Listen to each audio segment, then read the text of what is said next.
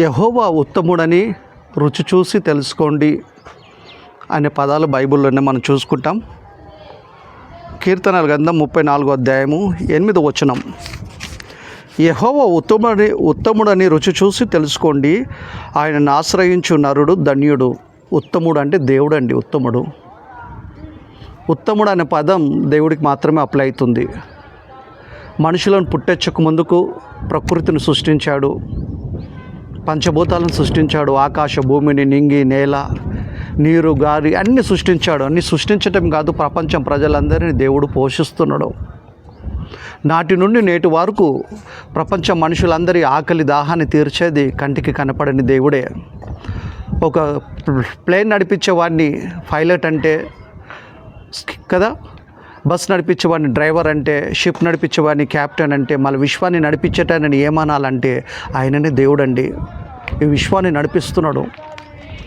రైతుకి ఏం తెలుసండి? రైతు భూమిని సదురు చేసి విత్తనాలు చల్లిపోయి పండుకుంటాడు. బస్సాయి విత్తనాలు చదివితే 40 బస్తాలు విత్తనాలు వస్తున్నాయి ఈరోజు అంటే దేవుడే పుట్టిస్తుండండి. భూమికి ఆజ్ఞ ఇచ్చింది దేవుడే, వర్షాలు కురిపించేది దేవుడే కదా.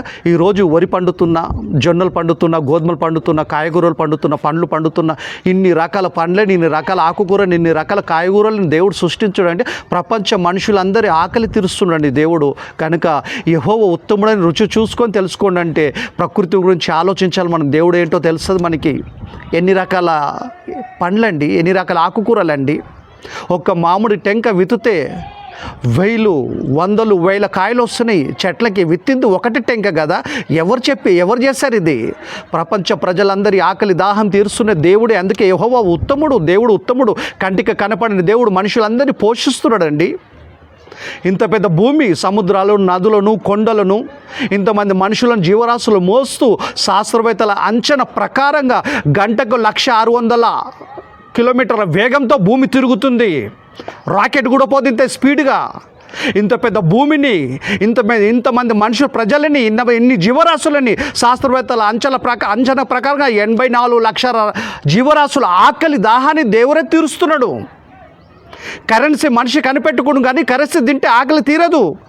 దేవుడు సృష్టించిన ఆహారాన్ని తినాలా, దేవుడు సృష్టించిన నీళ్ళనే తాగాలి. కనుక దేవుడు ఉత్తముడు. ఆయన కదా, ఆయనను రుచి చూసి మనం తెలుసుకోవాలా. నిర్లక్ష్యం చేయకండి దేవుణ్ణి. ఈ సమయాన్ని ఇచ్చిన దేవుడికి యేసు నామమున కృతజ్ఞతాస్తుతులు.